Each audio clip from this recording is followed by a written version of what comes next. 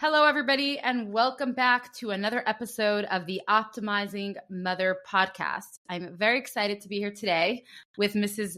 Vivi Deren. Hi, Mrs. Deren. Welcome. Good morning. Mrs. Deren was born in Nashville, Tennessee, and she's a proud graduate of Beis Rivka, having attended from 6th grade through high school and seminary, graduating in 1970. Mrs. Deren is married to Rabbi Yisrael Deren. They've been on shlichus for over 50 years. And most of Mrs. Deren's talks are really centered around three of her own passions and life experiences. So the first one, which is what we're going to be discussing a lot of today, is about education, about chinuch. We're mothers. And Mrs. Deren draws upon her experience as a classroom teacher and founding director of the award-winning Gan Yeladim Early Childhood Center in Stamford, Connecticut. She also speaks about topics of women in Yiddishkeit, which of course relates to us mothers as well. And sometimes her talks center on the topic of challenges. Because Rabbi and Mrs. Deren themselves have been through a series of personal tragedies, they share their strength and inspiration. And the truth is that peppered throughout the podcast, she will be drawing upon her experience, sum total, and really sharing with us insights on chinuch that we could apply in our own homes. So I'm really excited about this. Thank you, Mrs. Deren. An honor and a pleasure to be here. Okay, so let's dive right in. We're talking to mothers who are working so hard and so devoted, children, as young as preschool in Beis Rivka, going up through high school and seminary. And many of us really want to know, what's the secret? How can we raise Chassidishe children? What are your best tips and tricks or insights? How do we raise Chassidishe children? So whenever I hear that phrase, Chassidishe children, I am raising Chassidishe children. I'm reminded of something that a very dear friend and I have to say role model in so many ways, Mrs. Sara Kaplan in Tzfas, soll sie sein gesund.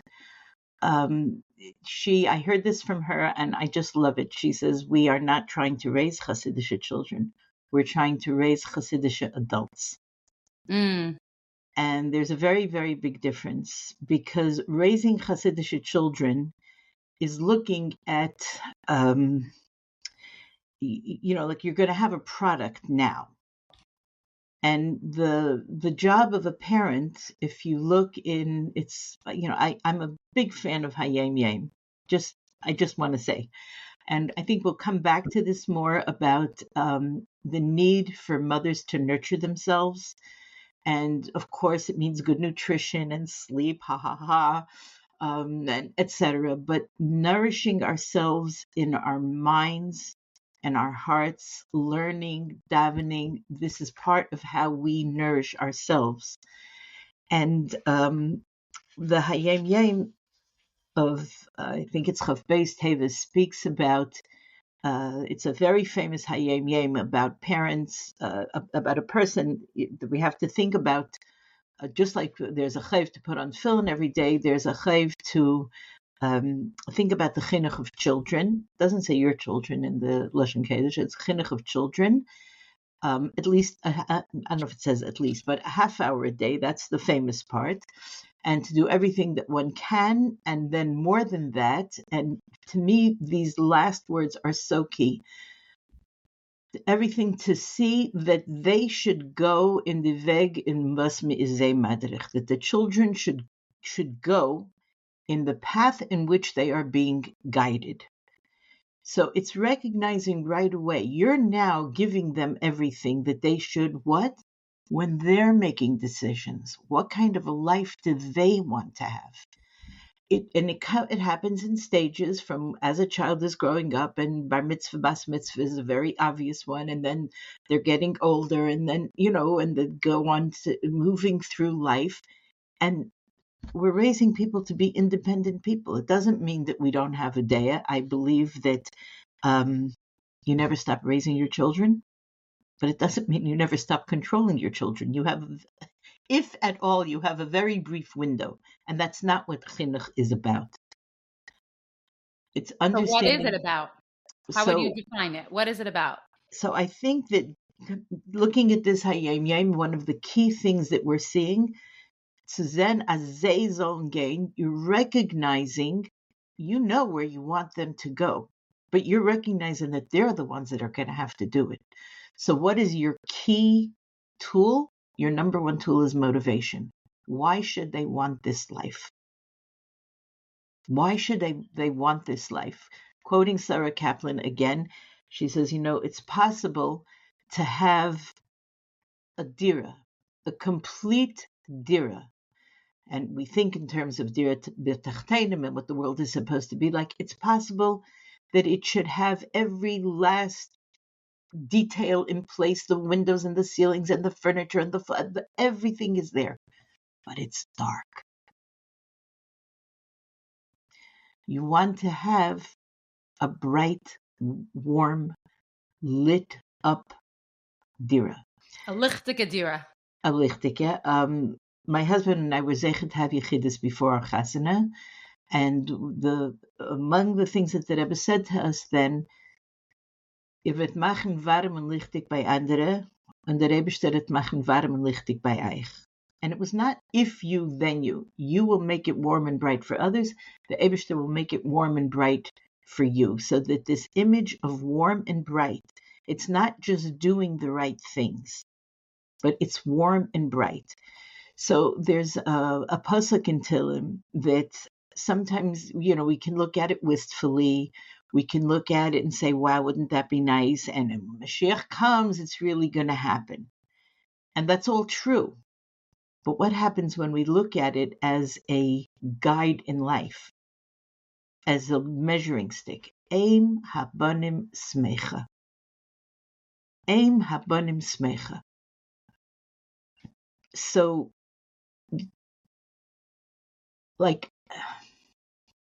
is that connected? Are you saying Aim habanim smecha, that when the mother is happy and joyful and lichtig and light, that's connected to the motivation that you were talking about before? 100%. 100%. Because everything that a child is experiencing, they're experiencing first and foremost from earliest childhood through the lens of their experience with their mother. And, what that attachment is. And of course, the father plays a very important role, no question. But the mother is the mother. And how we feel about what we're doing is key to that. So it's not just a question, when you have a job outside the home, you have someplace where you have to go, whatever it happens to be. So, you put on your outfit to go out, and that outfit includes my face and my attitude and what I'm, how I'm going to be in public. What happens at home? At home, you are at home. That's where your guard is down. That's where you're comfortable. You just, you're not putting on a public face. Now, it doesn't mean that we're not machines, and the Eibishter doesn't expect us to be machines. But when we look at all of the things that help us be who we want to be, Chassidus is a program for working on your midas to become an emotionally healthy, responsive person.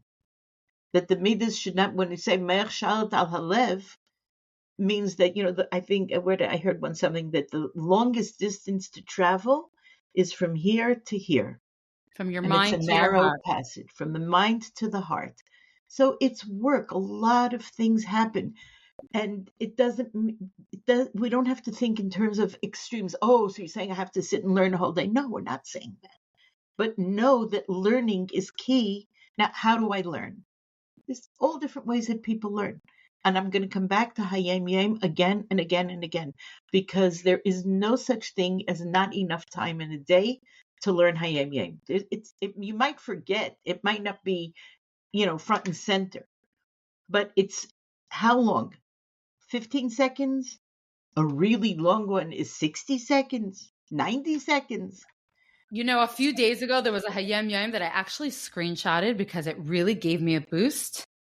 It's funny that you're mentioning Hayom Yoms, and I don't usually do that, but this time I did because I'm going to read it in English. The soul above awaits the time it will be privileged to descend into a body. For the soul senses how much it can accomplish here below, can attain the level of delighting with God. So what is everyone waiting for? It's like, it's exciting. It's exciting to just be here. Yes. I loved it. I was like, I want to look back at this. And I think for us as women, there's something that I grew up with, and I was a teenager in the 60s when it became, a very, very important value. And today it's more than ever. But I grew up in Nashville in the 1950s, and I came to Beis Rivka in 1961. So my years in Nashville were summers in the 60s and Pesach. But I didn't know another Shemesh Shabbos kid. There was no Shemesh Shabbos except for the Chazan and the Shul. But my parents never gave us the feeling, certainly never used words like that, of feeling sorry for us. We knew that we had cousins. We would come in the 50s. It was very rare that we came to New York. We were away from Nashville for about a year, and when I was 6. But other than that, that was my world. And a child, whatever your world is, that's what's normal. And without ever saying it, I saw how my parents did not view being different as a burden. They never apologized to us that, oh, it's so hard, oh, you're different. They loved their life. They loved their life. And whatever anybody didn't know, well, that's why we're there. My father was the Rav of the Shul. That was the Frierdiker Rebbe sent him to become the Rav of a Nusach Ashkenaz Shul. I was there when the Rebbe taught Adam Zmiris. It was my first year in New York, and I knew all the words because it's in Nusach Ashkenaz Siddur. But in any case, I remember walking to shul with my father, and everybody looked the same. Businessmen wore hats when they went downtown. You got dressed up to go downtown. Everybody, there was a very, just a very balabatish look. And my father stood out. Nobody had the beards, the tzitzis out. If you want, the yarmulke. And he was so comfortable. He knew who he was. He was comfortable in his own skin. So sometimes when people talk about, oh, but everybody's doing it, that was never a phrase in our home growing up, to the point that when my kids who were able to go to day school, and later, went away. They knew growing up, the worst thing that they could say about something that they wanted me to agree to was everybody's doing it. That was okay. Now start all over again. We're back to square one. Everybody's doing it means nothing. So that the Echad Haya Avram, one of my younger brothers, when the teacher there was a Sunday cheder that my father had started, and so the kids were in that. My parents started a day school, but they didn't have my grade. But the teacher was an Israeli who was working on his graduate degree. He was teaching my brother's class. He was second grade. And talking about Avram Avinu, must have been this time of the year in the Parshias. And my brother, who was 6 years old, he said, was Avram Lubavitch? So that, we know this, we know him. This is our life. So where does it come from? A feeling of being so happy with what you have, so grateful for what you have. So if I have to rephrase the question, basically saying how do we raise Chassidishe adults is saying how do we motivate them to be, to do the right things as they get older, which basically boils down to what we could be doing in order to motivating them. In other words, really, it flips the parenting equation onto us. It's not about 100%. Getting them. It's about what are we doing. Right. Could you expound on that a little bit? Yeah. So basically, what you're doing is raising yourself. You're a work in progress. And probably one of the most important, for me personally, one of the most important realizations I ever came to. I'm Baruch Hashem, I'm Baruch Hashem, I'm very, very grateful for the brachas. I'm Baruch Hashem a great grandmother. And, so I've had some time to make certain decisions and to think about them. For me, one of the most important and liberating decisions that I ever made came probably, I don't know, maybe 15, 20 years ago, when I made the decision that I do not have to be boxed in by what I did until now. I can give myself permission to try something that I'm not used to doing. I struggled with davening, and mincha was like, and I would be with a group of women by a kinnis or by a program or whatever, and now we're davening mincha, and I'm like, that's not me. Hello, where does that come from? And just letting myself, if I want to daven mincha, okay. Now, Baruch Hashem, I feel like I've come to a much healthier place, but that first decision of I'm not boxed into either what I did until now, or I'm not that type, to give myself permission to grow and to do something new. And I think that's something that, look, here's another thing, another realization. You are always, always modeling for your child. You're not, it's not like, okay, now, Kinderlach, I'm going to tell you, it's not when we decide that we're going to share some wisdom or make a speech or whatever. You're always modeling. You're always modeling. And one of the most important things that we can model is self-regulation.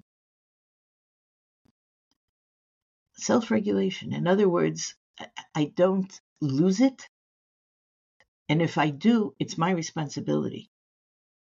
It's my responsibility. I don't want my child to go through life saying, well, he made me, or he made me so mad. If I'm integrating Me'ech Shalit al Halev, then it means in my everyday interactions, including when I'm frustrated, including when things aren't going my way, including all of those challenges, each one of those challenges is an opportunity for me to work on this quality of Me'ech Shalit al Halev. So if it's all about modeling, what about teaching? Not all. It's not okay. all. So where does the teaching part fit in? If it's okay, mostly modeling, what about telling them what they have to work on, what they have to do, blah, blah, blah. I mean, all the stuff that we usually think of as parenting. Okay, so the modeling is a huge piece of it, because you're modeling your own emotional, when you work on yourself to not lose it because of A, B, or C, then you are teaching. You are teaching. And the way you conduct yourself, these are all teaching moments. The way you conduct yourself in moments of stress, you are teaching. Don't separate teaching from when we tell our kids things to when we live life. And it's if you had to take one word for what a parent is, and it's so beautiful to me that this is in our nusach that we say our whole life. You eat a sandwich and you ask the Eibishter, please, Harachaman, please bless my father, my teacher. Please bless my mother, my teacher. You are the teacher. You're the first teacher, and you are always the teacher. Always, your whole life. So one of the things with teaching, there are a couple of principles that I had some wonderful, happens to be pedagogy and methodology courses in Beis Rivka Seminary.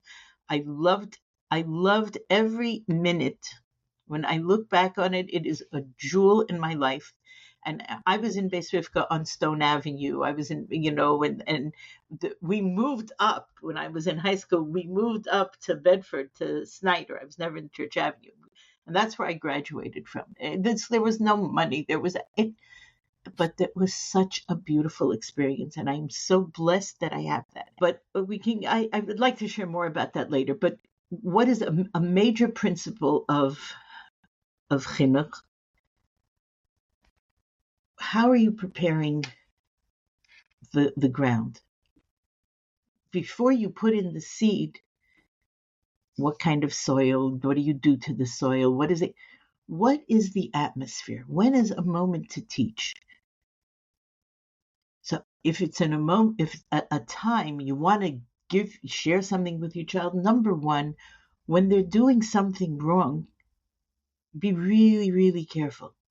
Be really careful, because the most important thing that you can teach them is how to deal with a mistake, how to deal with feeling like a failure, how to deal with feelings of lack of self-worth.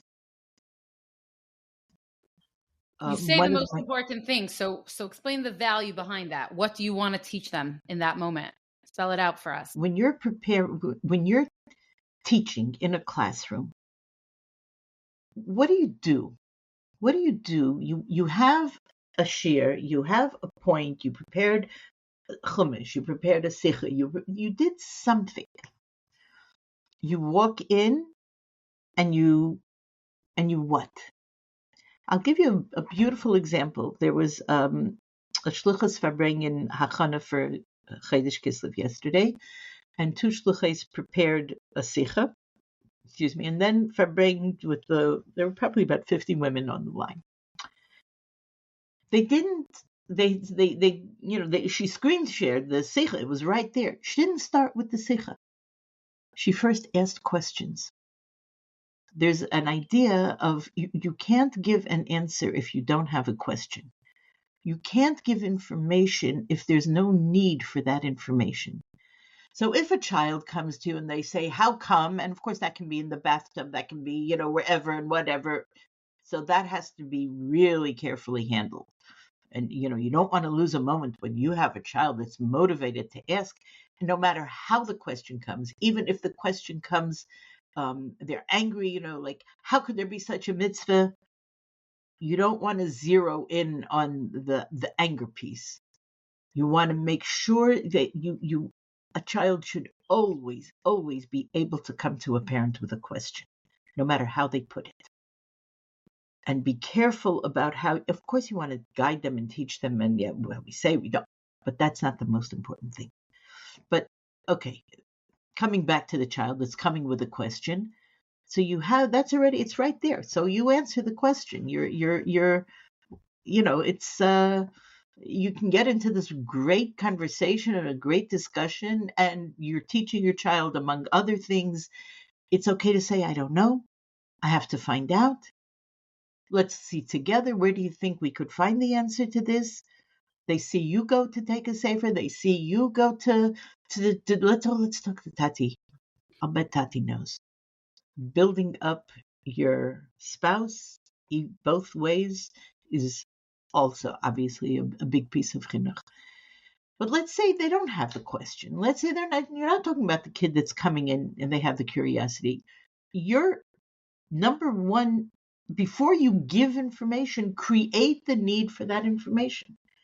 So what do you do to create the need? Well, who are you talking to? How old are they? The knowing developmentally appropriate practice. In other words, I was just listening to, I don't know which one it was. There was a gem video that I was watching, and the Rebbe was talking about children are by nature active. They have to move.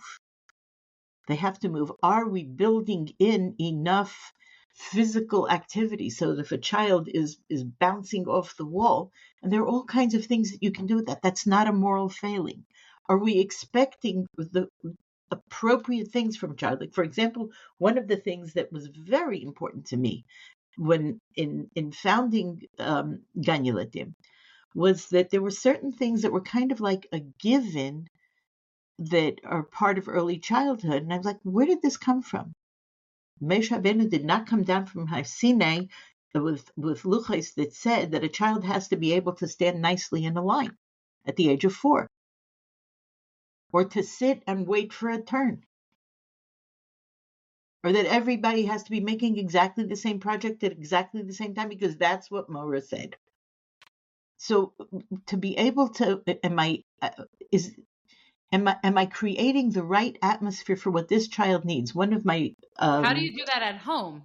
Meaning, it's oh, so much easier to 100%. understand that in a classroom. How do you transfer that The to? same, yeah, the same kind of thing. So if your child is hungry, you want to make sure they eat.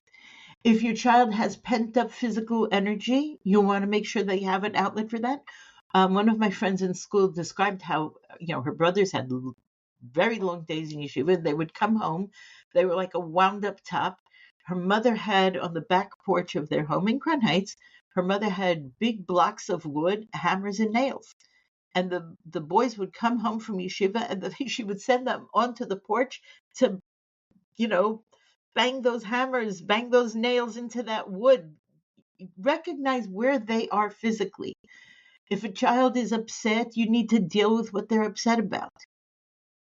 That the question you want to teach something, so you're looking at all of at all of the physical and emotional situations of the child to make sure that it's optimal, and then you can introduce something. If you can introduce it with a question, if you can introduce it, like when my kids were little, I used to make parsha pies. That a pie shell with whatever can of pie filling in it, and then the cover. And I would cut out little pictures, and they had to figure out how that tied into the parsha. So it wasn't like, okay, now we're going to ask the parsha questions. So It really, was as a mother, we should be preparing lessons almost like a teacher to engage our children at the Shabbos table, meaning it took prep for you to make those parsha pies. not such a big deal. It was not. It was not a big. It doesn't have to be, because we make it. The expression "perfection is the enemy of progress." If we make too big of a deal of how we're going to do it, and sometimes it could just be something. I found something really, really interesting today. I was learning Chumash, and I was like, "Whoa! What happened here?" And they tell them I had a question, and I looked inside. Guess what? Rashi had the same question as I did. I go, not bad. Okay. So you can when you see yourself, if when you see yourself as a teacher, it doesn't mean that you're covering ground. What you want to do is help nurture that spark. Go on the idea that your child is curious. Your child, and don't be moralistic. You don't have to preach about it. There's a natural curiosity. There's a natural connection. So there are books that you read. There are things, together with your children. I believe in that. And thank you very much, Sarah, for contributing to this. Mothers have, when my older children, my oldest is Baruch Hashem a grandfather, right? And there were not a lot of books for little kids. I made my own. Oh, wow. Nothing. It was no big deal. It was one or two, and there was nothing great about it. But I remember doing something with some stickers and Rabbi Akiva and the rooster and whatever. But Okay. the idea of including your child in your learning at their level, and not to have a rigid line. Oh, this is what they do in school, and this is what we do at home. Nigunim, like how are you introducing nigunim into your house? You can do it in a preachy way, or you can do it just as a natural thing. Right. You could just turn it on, and then there's just nigunim playing. You could sing. You could sing. Yeah. One of my very vivid memories of my father's mother, Rebbe Simchaya Posner, who, together with my grandfather, Reb Shalom Posner, started they were basically the first shluchim in America. It was the first day school for American kids. There were yeshivas for, the children of the sons of Kli Kodesh, and Beis Yaakov started in New York, but the Frierdiker Rebbe sent them to Pittsburgh. No English. And anyway, my grandmother, Chaya, was singing all the time. She always was humming. And my grandparents were married in Eretz Yisrael, and they were they didn't have a house with a roof. They were living in a tzrif, in a little, corrugated metal hut with, I don't know, tin roof or something. And very, very, very poor. And one of her neighbors, who was more, established, she actually had walls and a floor. And she was very annoyed. And what are you always singing about? You have nothing and you're singing. Why are you singing all the time? So we have two versions of the story. One of them was that she said, is it a kunst to sing when you have? The kunst is to sing when you don't have. And the other version, I think they're probably both true, is that she said, I'm afraid if I don't sing now, when I don't have, then when I will have forgotten how to sing. So, like be with your kids in that way. What are some ways that you think we could strengthen our relationship with our children? So they need to know that we like them. We love them, and hopefully they know that we love them. They need to know that we like them. When you want to let a friend know that you like them, you listen. You listen, you make eye contact, you hear what they have to say. And a child should always be comfortable to tell a parent anything. And when they get into the years when some things might be going on that might not be the best things, you want them to know that you are always a safe space. It doesn't mean, when I was raising my children as young children and young teenagers, we didn't have as much vocabulary, and there's a lot of very good vocabulary now. But I remember saying things like, it'll always be better if you tell me the truth yourself than if I find out something. And at the time, I thought I was so enlightened. That was such a beautiful way to put it. Now I look back and think, no. You want your child to know that there's no such thing as something they can't tell you.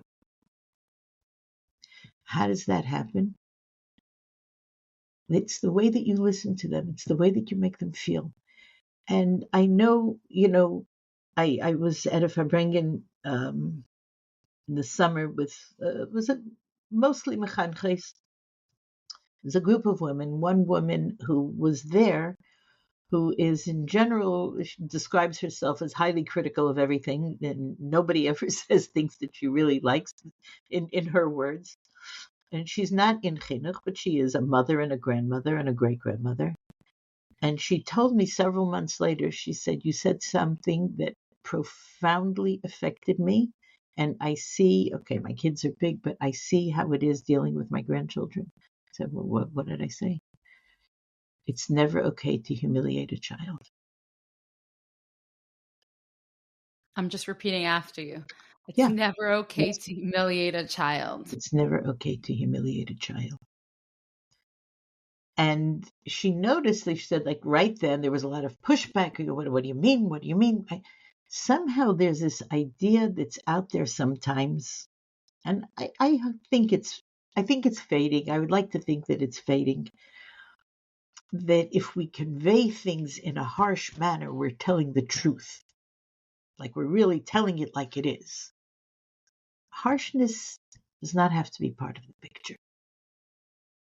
Is it also about doing it privately? Like if you do it privately, it's not as humiliating. Is it about being careful not to publicly say something? It'll depend on the situation. Sometimes you're going to have to intervene or react, or in a situation that is not private, and you sometimes have to say something then, but it doesn't mean you have to humiliate them. And you can also say, we'll talk about this later. Sometimes your silence can speak louder than your words. For me, a huge lesson in this is in the Frierdiker Rebbe Zechenis, in the memoirs, and the Melamed of that he's describing, whose son is a very major character in the book, and he's a edel younger man, a Chassidishe younger man, at a time when this meant tremendous, tremendous work to be there, and his brothers-in-law were, puffed up. They were not Chassidim, and he was not like that at all. He was edel, he was kind, he set very high standards for himself. And as a child, he had terrible midas.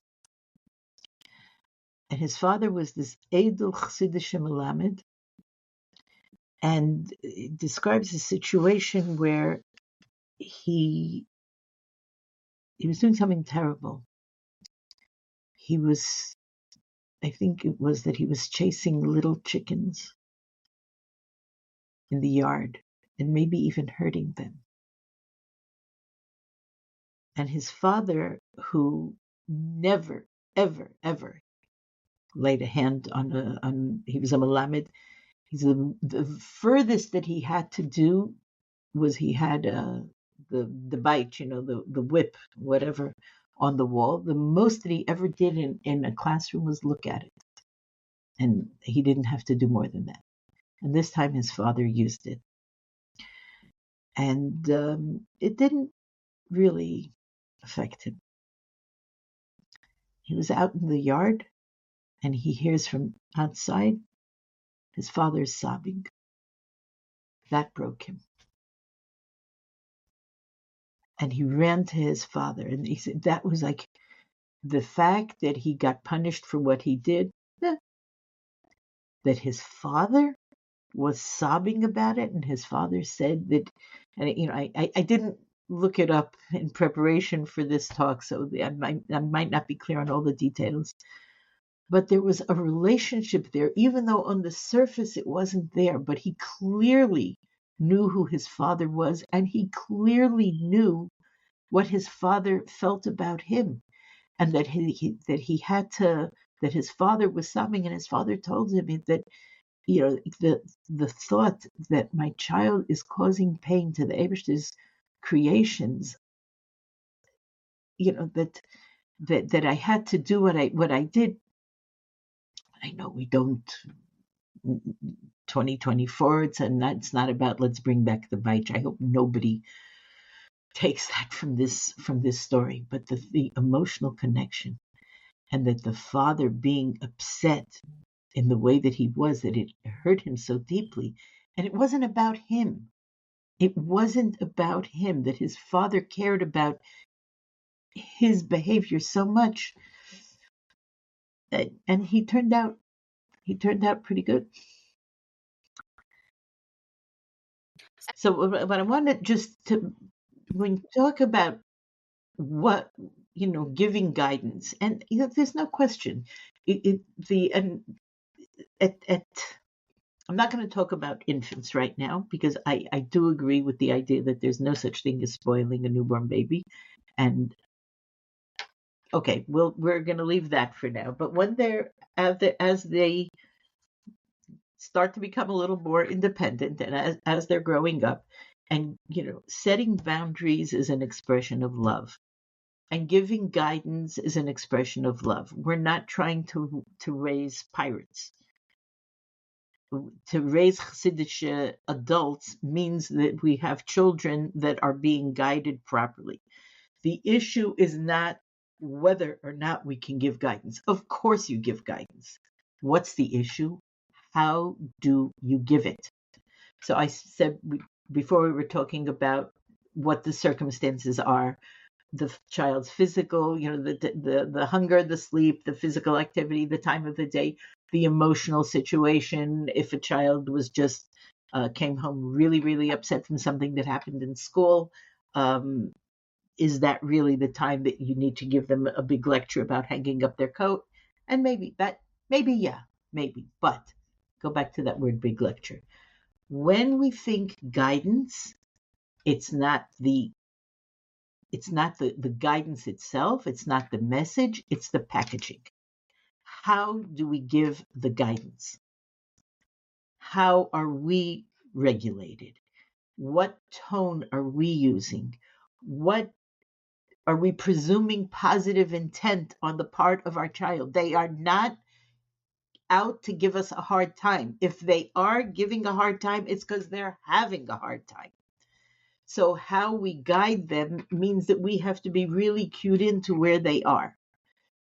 And there's a whole range of it. But let's say, I said before that it's never okay to humiliate a child. There are certain things that if we accept them as givens and know that when we fall short, it's our problem. It's never okay to be sarcastic. Sarcasm is toxic. Sarcasm sometimes can give a child a feeling that they thought that we were saying, and we pulled the rug out from under their feet. Mm. Oh, that's what you think mommy wants, huh? So the first thing is, oh no, this is no good. This is not safe. Sarcasm makes a barrier between parents and children, and there's no justification. And again, I'm saying this in strong terms, and we are human beings, but we will never make progress ourselves if we don't take responsibility for what's our responsibility. My behavior is my responsibility, and I don't want my child to be able to say, well, it's not my fault because he made me so mad, or he started, or she did this, or I don't want my child to do that. I can't do that either. And when I fall short of that, I can say so. I certainly, at least first and foremost, take responsibility in yourself. So if we're going to take a long view, looking at some from early childhood and going all the way up, of course things are going to be different as the child is growing and maturing and so on. But I think that two principles, if we keep in mind, that, and this I will tell you, I am amazed at some of the things that I hear from my children's generation. Very wise young mothers in their 40s. For me, that's young. I know for some young mothers in their 20s and 30s. What do you mean? 40, 50, 60? It's all the same thing. But no, it's not. But when things can be condensed into bite-sized pieces, it's sometimes easy to remember them. But like a bumper sticker, if it has to have a whole lot behind it. So you can condense it into a bumper sticker, but if it's so shallow that there's nothing more. So what I'm going to say is bumper sticker size with volumes behind it. But the bumper sticker would be two bumper stickers, okay? One is the quality of your relationship with your child. When they're 2, when they're 10, when they're 20, it's obviously going to be different. But some of the basic things are always going to be in place. And when you listen, you really listen. And you really want to know. You don't make them talk. You can't make them feel close to you. And we could go on and on about that. But when you have the priority of the quality of your relationship being very important to you, then if you're stuck with it, you'll ask. I don't mean ask the child. You'll take the responsibility of what can I do to make this relationship better. So the bumper sticker is have a good relationship with your child. The quality of your relationship. The quality of your relationship with your child is a top priority. And along with that, the quality of your relationship with the Eibishter. Your Yiras Shamayim, your Simchas HaChaim, and understanding where, and this is one of my pet things, and again, for the third time, I want to quote Sarah Kaplan, where does Kabbalah's all fit in? So let's say we're talking about very young children, and Kabbalah Soul is certainly there. Kabbalah Soul is not meant to be delivered in a dictatorial, harsh way. Matter of fact, gently, kindly, all of those things, it's still going to be Kabbalah Soul. But, and that's not the quote from Sara. What Sara says is that Kabbalah Soul, in essence, accepting the yoke. Who is this directed to? Kabbalah Soul is directed to the Talmud. The Kabbalah Soul is that the child, the student, the person, myself, accept upon myself all Malchus Shemayim. It doesn't say that the teacher or the parent has a mitzvah of hatalasol to like, top down put it there. So this connects to the Yom. It's about getting the child to accept it. It's they should go in the way. This connects to what you started off with.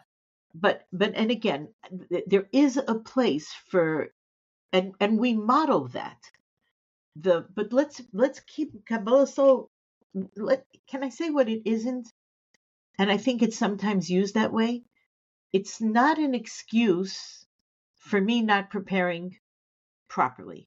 Well, if I'm a teacher in a classroom and I expect that my students should be sitting there ready to learn and happy to learn and engaged in learning and all of that out of Kabbalah Soul, I am a lazy teacher.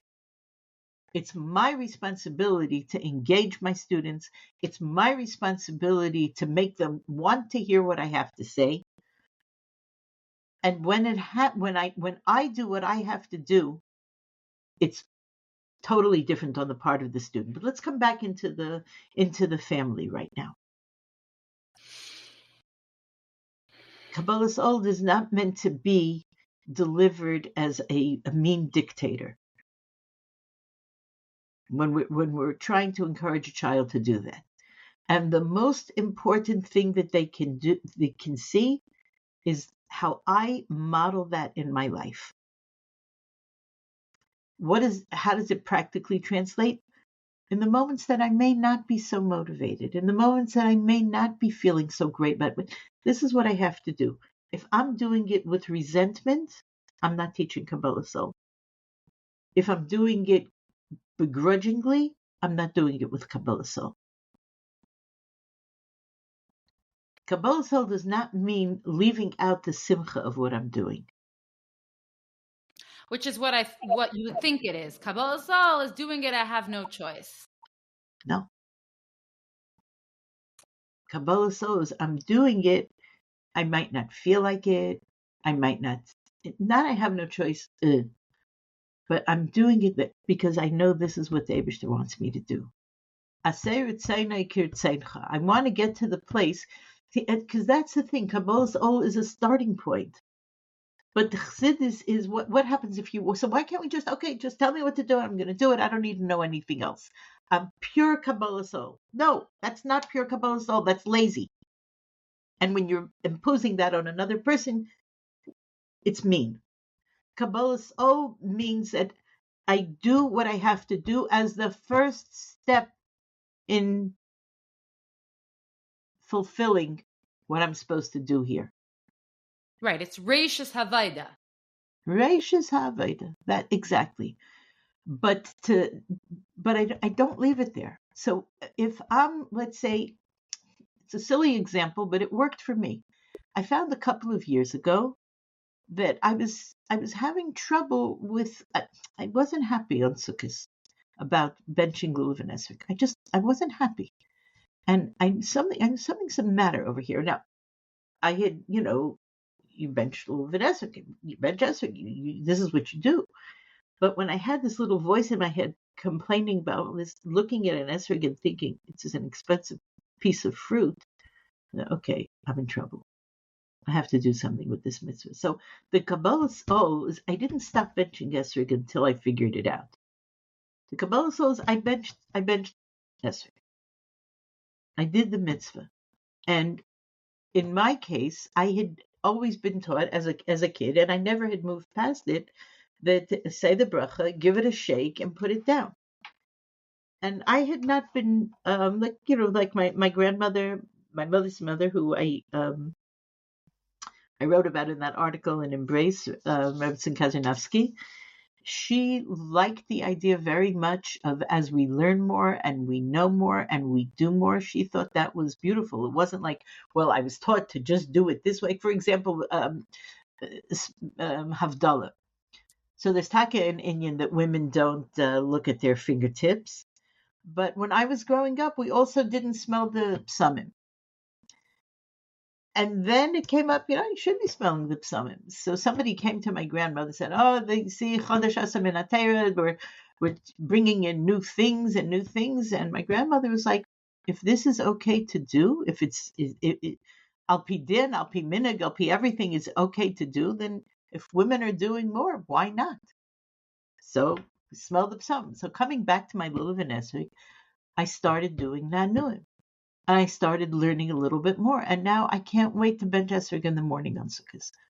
Like it's not like, so Kabbalah's all is a bridge that gets you to where you have to be. And then where do you go? You're just going to stand, you cross the bridge into the mitzvah. Now you're going to just stand at the foot of the bridge? Or are you going to explore? There's a whole beautiful mitzvah country. So the Kabbalah's means that I'm not limited to I have a headache or I have a stomach ache or I don't feel like it or whatever. It's a bridge. It's a foundation, and it should not be used as an excuse, and it should not ever be in any way seen as an aveda in and of itself. That like I said before, that just tell me what to do and I'll do it. That's not Chassidus. That's not how Lubavitchers live. You have to have Simcha Shel Mitzvah. You have to have Simcha Ba'avidas. You have to have Simchas HaChaim. You have to have Yiras Hashem. You have all of these things. So Kabbalah gets you from here to there. Now what are you going to do? I had an answer from the Rebbe once about. I had asked the Rebbe for guidance, and this was when challenges first started showing up in medical challenges with our children. This was with some of our children. This was right at the beginning of that, and I asked the Rebbe for guidance, and it took me 40 years to realize what was in that answer, because for years I just okay, I took it at face value. I mentioned it from time to time. It took me 40 years, literally, till I realized that everything in life is in this answer. The first thing was Al-Pi Shulchan Aruch. And that kind of brings in the Kabbalah's whole thing. Because my example for that would be, there were plenty of times, let's say in a hospital, and it's Friday afternoon. It doesn't look like Shabbos. It doesn't smell like Shabbos. It doesn't feel like Shabbos. And if I was left to what I feel like doing, it wouldn't be Shabbos. Al-Pi Shulchan Aruch, I was going to make Shabbos. And so I did all the little hospital things to do what I could. And I felt like, and the Shabbos Hamalka floated in on her wings. But if I had not had that Al-Pi Shulchan Aruch, and that's when I realized that Al-Pi Shulchan Aruch is liberating. The next part of the answer was Kailo Bitachon B'Hashem. And what hit me with that is that that's part of Shulchan Aruch, which is a whole other Fabrengen. And the last part of the answer was Simcha B'Avedaseh. And that in life you can have things that are naturally besimcha. And even then you have to be able to grab the simcha with both hands. So simcha b'avedaseh. So there are certain situations in life that just lend themselves to simcha. I have been zecher to be present in the delivery room for other women's babies besides my own quite a few times. I'm not a doula, although the idea is tempting in a way, but in any case. But I was there. And my main role was basically singing. But anyway, I have never seen a bored delivery room. I've never seen when a baby is born healthy mother and a healthy baby, no one is bored. I've never heard a doctor or a nurse or anybody say, oh, there's another one. There's an excitement. You see the Eibishter working in front of your eyes. There's just, so that's like a natural cause for simcha, right? And I heard a little, like, I guess it's a joke, a sort of a story about this grandmother who's walking on the shore with her little grandson. And this wave, it's everything ends good. Don't get scared. This wave comes and sweeps the child off to sea. And the grandmother is hysterical. Abishter, please, what? Yeah, she's davening her heart out and crying her heart out. And the next wave comes in and deposits the child at her feet, whole, happy, like nothing happened. It's all fine. She looks up to heaven and she says, you know, he had a hat. So there are times, that we have to watch out. We can be in a simcha, and you have to know, there's a chachma to knowing how to grab the simcha with both hands. The caterer forgot this, and the flowers are the wrong color, and grab the simcha with both hands. So that's when it's a simcha. But the Rebbe's answer to me was simcha ba'avedase, that sometimes the natural situation isn't going to be so tzatzkik, may not be so tzatzkik. That's okay. Simcha ba'avedase means, to me, that any moment can be meaningful. And that is a source of simcha. When my relationship with Eibishter is something that's alive for me, it's something that I'm working on, then even in a moment that the circumstances might not be everything I want,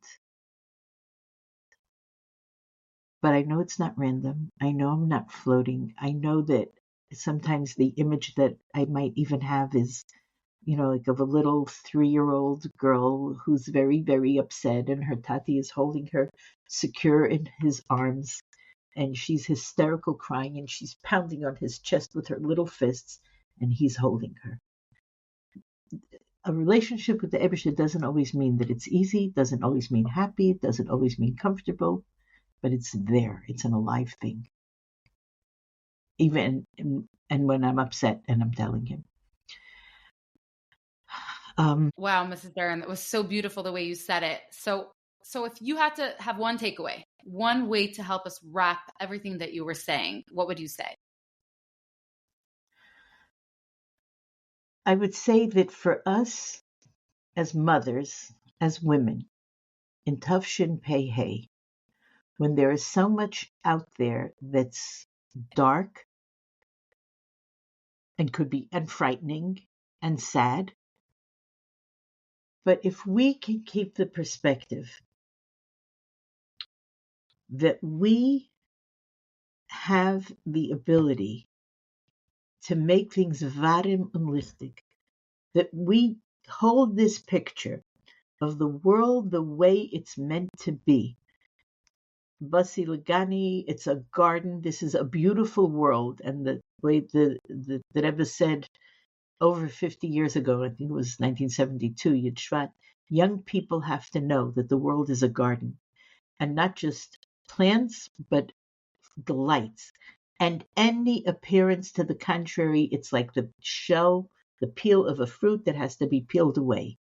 If we can convey to ourselves and to our children and the ripple effect of that this world is a beautiful place, and anything to the contrary, we're lighting the candles. We are the candles, and that we are so lucky to be given this role and this responsibility at this time.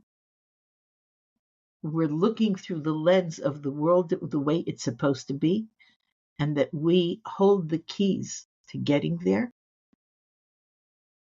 We'll love our life. We love our children. And the Eibishter should help, our families. The Eibishter should help that we should see all of this happen. And until it does, hold that picture. Hold that picture. Varm and lichtig, the world the way it should be. Eim habanim smecha, happy mothers, and being happy now. The Eibishter should give us more and more reason to be happy. The ultimate happiness, becoming a Mashiach now. That's exactly what we're talking about. Wow. Thank you. Thank you so much, Mrs. Deren. You touched me very much with just your authenticity and your, sincere words and amazing flavor. I feel like we could probably continue for a long time, but you summed that up well. So thank you so much, everyone, for joining us today. Please share this podcast, subscribe to the Optimizing Mother podcast, and we hope that there's something that you could take away from today's episode that will really uplift you and uplift your home and make it brighter. Thank you. Thank you, Sarah. Thank you for inviting me. Yeah.